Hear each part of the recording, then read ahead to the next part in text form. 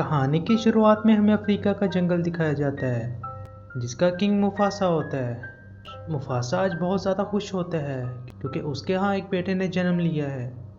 Mufasa उस दिन बहुत ज़्यादा खुश होता है और अपने बेटे का नाम सिम्बा रखता है। अगले ही दिन वो सिम्बा को पहाड़ की चोटी पे लेके जाता है और उसको दूर दूर तक दिखाता है और कहता है कि यहाँ का राजा मैं हूँ और इसके बाद तुम इस जगह के राजा बनोगे। सिम्बा इतनी बड़ी जगह को देखकर बहुत ज़्यादा हैरान होता है, लेकिन तभी उसकी नज़र एक सुनसान इलाके पर पड़ती है। तभी उस जगह को देखते हुए सिम्बा अपने फादर से पूछता है कि ये सुनसान इलाका कौन सा है।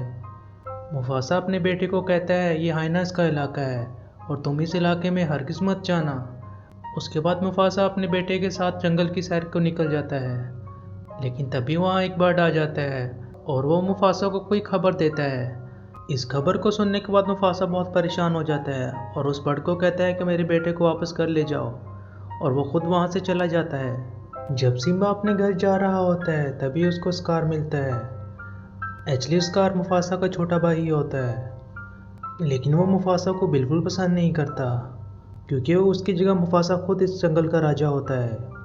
क्योंकि अब सिम्बा भी पैदा हो गया है, इसलिए स्कार को लगता है कि अगला राजा सिम्बा ही बनेगा। स्कार सिम्बा से कुछ बातें करता है। सिम्बा स्कार को बताता है कि मैं अपने फादर के साथ पूरा जंगल घूम के आया हूँ। यह बात सुनकर स्कार सिम्बा को कहता है क्या तुम उस सुनसान जगह पे गए हो। सिम्बा कहता है बिल्कुल नहीं, मेरे फादर ने उस जगह पे जाने के लिए मुझे मना किया है। स्कार कहता है कि इस जंगल में सभी बड़े शेर उस जगह पे जा चुके हैं, लेकिन तुम अभी छोटे हो। ये बात सिम्बा को अच्छी नहीं लगती और कहता है कि मैं भी एक दिन उस जगह पे ज़रूर जाऊँगा। अब सिम्बा उस बर्ड के साथ वापस अपने घर आ जाता है जहाँ इसकी एक दोस्त नाला भी होती है। इसके बाद नाला और सिम्बा खेलने के लिए जंगल में जाते हैं और जाते जाते जंगल से बहुत दूर चले जाते हैं। सिम्बा नाला को उस जगह पे लेके चला जाता है जहाँ उसके फादर ने उसके जाने के लिए मना किया था, क्योंकि वो साबित करना चाहता है कि वो बच्चा नहीं है। जैसे ही वो इस जगह पे पहुँचते हैं वहाँ हर जगह हाथियों की हड्डियाँ होती हैं। थोड़ा आगे जाने के बाद सिम्बा और नाला को हाइनस देख लेते हैं और अब वो इन दोनों का शिकार करना चाहते हैं। जैसे ही वो हाइना और सिम्बा और नाला पर हमला करने लगते हैं वहाँ वो बर्ड आ जाता है। वो बर्ड हाइना को बताता है ये सिम्बा है, मुफासा का बेटा। अगर तुम सब ने इनको नुकसान पहुँचाने की कोशिश की तो मुफासा तुम सबको नहीं छोड़ेगा। लेकिन वो इस बर्ड की बात नहीं मानते और इन दोनों पर हमला कर देते हैं। सिम्बा और नाला वहाँ से भागने की कोशिश करते हैं, लेकिन जल्दी हाइनस उन्हें घेर लेते हैं। इससे पहले कि हाइनस उन पर हमला करते वहाँ मुफासा आ जाता है और वो हाइनस को बुरी तरह से मारता है। इसके बाद मुफासा हाइना के राजा को कहता है कि ये मेरा बेटा है सिम्बा, अगर किसी ने इसको नुकसान पहुंचाने की कोशिश की तो वो सबको मार डालेगा। हाइनस का राजा मुफासा से माफ़ी मांगता है और इसके बाद मुफासा सिम्बा और नाला को वहाँ से लेकर चला जाता है। मुफासा के जाने के बाद रात को उसका भाई स्कार आता है और वो हाइनस के लीडर के साथ मिलता है और उनको कहता है कि अगर तुम मुफासा और सिम्बा को मार दोगे तो मैं इस जंगल का राजा बन जाऊंगा और तुम लोग सब इस पूरे जंगल में जिस जगह से चाहो शिकार कर सकते हो। हाइनस स्कार की बातों में आ जाते हैं और उसका साथ देने का फैसला करते हैं। अगले ही दिन स्कार सिम्बा को लेकर जंगल की तरफ निकल जाता है और एक पहाड़ की चोटी पे चला जाता है। स्कार सिम्बा को कहता है कि तुम ज़ोर ज़ोर से दौड़ो और जितना दौड़ सकते हो उतना दौड़ो। इसके बाद सिम्बा ज़ोर ज़ोर से दौड़ना शुरू कर देता है।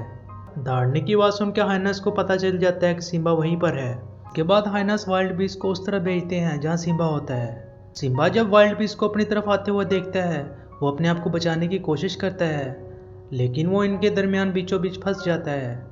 इसके बाद स्कार जानबूझ के मुफासा के पास जाता है और उसे कहता है कि सिम्बा को वाइल्ड बीस्ट ने बीचों बीच घेर लिया है और उसकी जान को बहुत ज़्यादा खतरा है।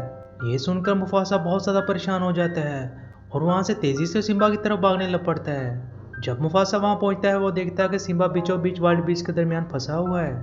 मुफासा सिम्बा को निकालने की कोशिश करता है और उसे निकाल कर एक साइड पर लेके आ जाता है, लेकिन मुफासा जब खुद वापस आ रहा होता है और चट्टान पे चढ़ने की कोशिश करता है तभी वहाँ स्कार आ जाता है। मुफासा स्कार से मदद मांगता है, लेकिन स्कार उसको धक्का दे देता है और मुफासा सीधा वाइल्ड बीस्ट के बीचों बीच गिर जाता है। वाइल्ड बीस्ट बुरी तरह मुफासा को रौंद डालते हैं। ये सब कुछ सिम्बा वहाँ देख रहा होता है। जैसे ही वाइल्ड बीस्ट वहाँ से चले जाते हैं सिम्बा अपने फादर के पास जाता है, लेकिन मुफासा बुरी तरह जख्मी और बेहोश होता है। सिम्बा अपने फादर को बचाने के लिए बहुत आवाज़ें लगाता है, लेकिन वहाँ कोई नहीं होता। थोड़ी ही देर बाद स्कार सिम्बा के पास आता है और सिम्बा को कहता है तुमने ये क्या किया, तुमने अपने फादर की जान ले ली है। अब तुम अपनी मदर को क्या मुंह दिखाओगे। एक्चुअली सिम्बा इतना समझदार नहीं होता, वो भी स्कार की बातों में आ जाता है और स्कार से पूछता है कि अब मुझे क्या करना चाहिए। स्कार कहता है कि अगर तुम इन चीज़ों से बचना चाहते हो तो यहाँ से चले जाओ। सिम्बा स्कार की बात को मान जाता है और वहाँ से तेजी से भागना शुरू कर देता है। एक्चुअली वो इस जंगल को छोड़कर कहीं और जाना चाहता है। जैसे ही सिम्बा उस जगह से निकल रहा होता है, स्कार उसके पीछे हार्नेस को लगा देता है, लेकिन सिम्बा किसी तरह से बच के वहाँ से निकल जाता है।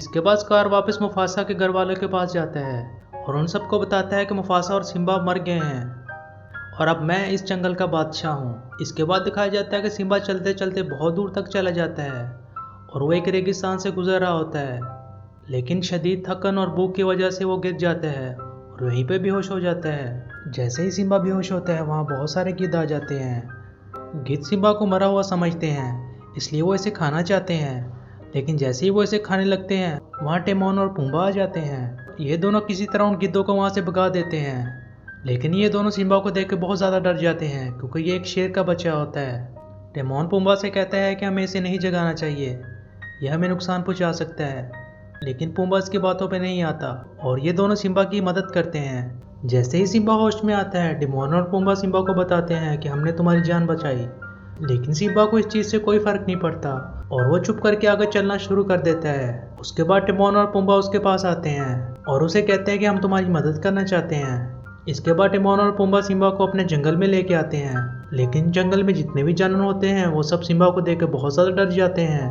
क्योंकि सिम्बा एक शेर का बच्चा होता है।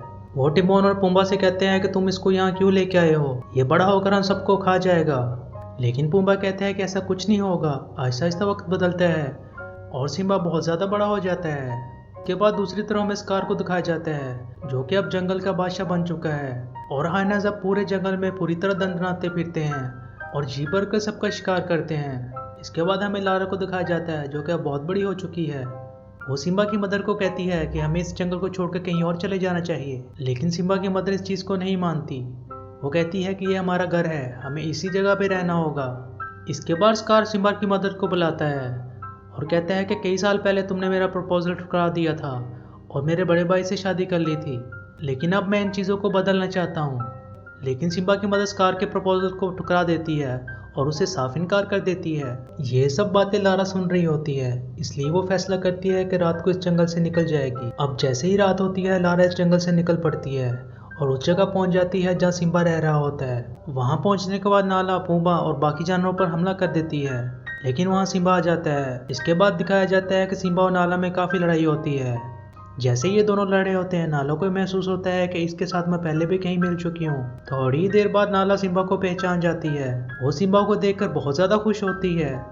सिम्बा भी नाला को देखकर बहुत ज़्यादा खुश होता है। नाला सिम्बा को कहती है कि अगर तुम जिंदा थे तो वापस अपने घर क्यों नहीं आए। सिम्बा कहता है कि मेरी उस घर में कोई अहमियत नहीं, मेरे होने या ना होने से उस घर को कोई फ़र्क नहीं पड़ता। उसके बाद दिखाया जाता है कि लारा सिम्बा के साथ कई दिनों तक इस जंगल में रहती है। ये दोनों एक दूसरे के साथ बहुत ज़्यादा खुश होते हैं और एक दूसरे के साथ बहुत ज़्यादा घूमते फिरते हैं। जब ये दोनों एक दूसरे के साथ खेल रहे होते हैं, तभी सिम्बा के कुछ बाल नदी में गिर जाते हैं, जो कि बहते बहते पुराने जंगल में चले जाते हैं, जहाँ एक मोंकी जो कि बहुत समझदार होता है, जिसने सिम्बा को बचपन में देखा होता है, वो इन बालों को पहचान जाता है। उसे फ़ौरन ही समझ आ जाती है कि सिम्बा आज भी जिंदा है और वो एक दिन लौट के वापस ज़रूर आएगा। इसके बाद लारा सिम्बा को कहती है कि तुम्हें मेरे साथ वापस पुराने जंगल में लौट जाना चाहिए। तुम्हारी मदर को तुम्हारी बहुत ज़्यादा ज़रूरत है क्योंकि स्कार ने पूरे जंगल पर कब्जा कर लिया है और उसने हाइनेस को खुली छूट दे दी है कि वो पूरे जंगल में जिस जगह से चाहे शिकार कर सकते हैं। ये बात सुनकर सिम्बा बहुत ज़्यादा परेशान हो जाता है, लेकिन वो लारा को कहता है कि वो यहाँ से नहीं जाना चाहता और वो पूरी जिंदगी इधर ही रहना चाहता है। लारा सिम्बा को बहुत ज़्यादा समझाती है, लेकिन सिम्बा लारा की कोई बात नहीं मानता। इसके बाद लारा वहाँ से नाराज़ होकर चली जाती है। जैसे ही रात होती है तो वो मोंकी जिसने सिम्बा का बाल देखा होता है, वो वहाँ पहुँच जाता है और सिम्बा को सब कुछ बताता है और कहता है कि हमें तुम्हारी बहुत ज़्यादा ज़रूरत है, तुम्हें मेरे साथ चलना होगा। लेकिन सिम्बा उस मोंकी को भी साफ साफ इनकार कर देता है।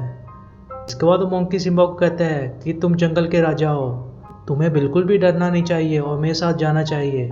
उसके बाद एकदम बारिश होना स्टार्ट हो जाती है और आसमान से सिम्बा के फादर की आवाज़ आती है। सिम्बा के फादर सिम्बा को कहते हैं कि तुम एक बहादुर शेर हो, तुम्हारी उस जंगल में बहुत ज़्यादा ज़रूरत है, तुम्हें वापस जाना चाहिए और सबकी मदद करनी चाहिए। सिम्बा अपने फादर की बात सुन के बहुत ज़्यादा मोटिवेट हो जाता है और वो वापस जाने का फैसला कर लेता है और इसके बाद वो पुराने जंगल की तरफ निकल पड़ता है। इसके बाद सिम्बा जैसे ही अपने घर की तरफ जा रहा होता है तभी रास्ते में उसे लारा मिल जाती है।